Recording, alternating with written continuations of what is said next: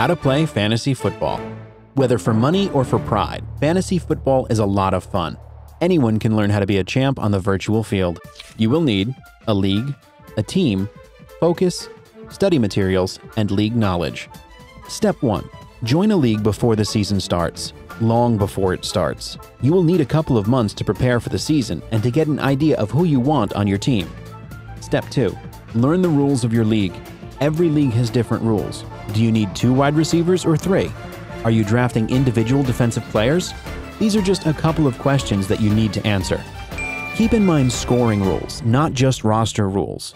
Scoring options like points per reception can make a huge difference on draft day. Step 3. Draft a team at the beginning of the season. Use the knowledge that you gathered before the season started to decide who best fits on your team. Step 4. Stay focused. The NFL season is long and the fantasy season requires your attention week in and week out.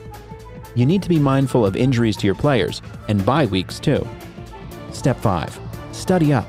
Your studying shouldn't stop after the draft. You never know what no-name player could become a fantasy stud, and you want to be the first to know his name and the first to pick him up off the waiver wire. Don't get caught up in the idea that good fantasy players will play for good real teams. Sometimes the best fantasy player can come from an awful team. Step 6. Look for trades from opponents. The key is to make the other person feel like you're doing them a favor by taking that player off their hands and offering them something much better in return. If done properly, they will never know that you're stealing the championship right from under their nose. Did you know ESPN's Fantasy Football Hall of Fame inducted its inaugural class in 2007?